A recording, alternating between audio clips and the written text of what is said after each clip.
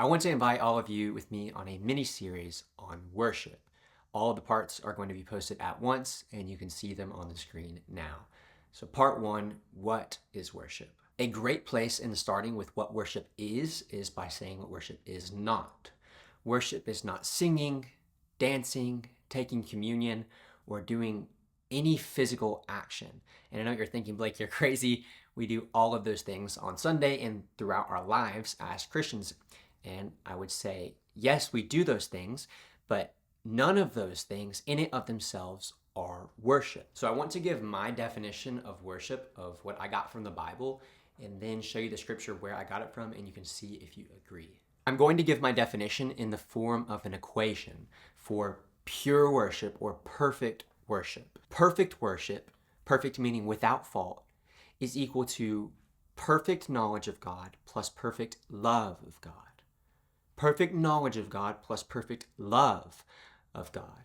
Now, the reason I make the distinction between those two things and knowledge and love equating to worship is because I believe Jesus does the same thing. In Matthew 15, Jesus says, "These people honor me with their lips, but their hearts are far from me. In vain do they worship me." Or in other words, their worship is worthless or empty. So notice that Jesus makes the distinction between the lips and the heart. And what are words from the lips? An expression of the mind. So here Jesus is showing there's two different parts going on.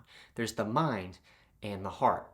Jesus also says that people who worship God must worship in spirit and in truth.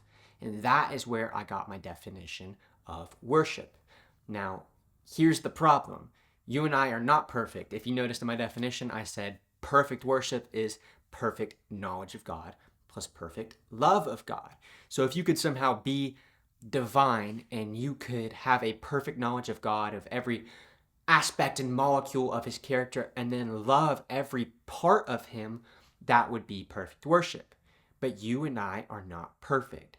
So a more practical and reasonable definition for us would be worship is equal to knowledge of God plus love of God. And these are inseparable. One without the other is not worship. Knowledge of God without the love of God is equal to Satan's disposition towards God. Having a knowledge of God without a love of God is equal to how Satan views God. Now, on the other side, a love of God without a knowledge of God is impossible. Because who are you loving? I can't say I love my wife if I don't know my wife. I can't say I love coffee if I've never had coffee. This is why a statement like theology is not important is really dumb, because you can't worship something that you do not know.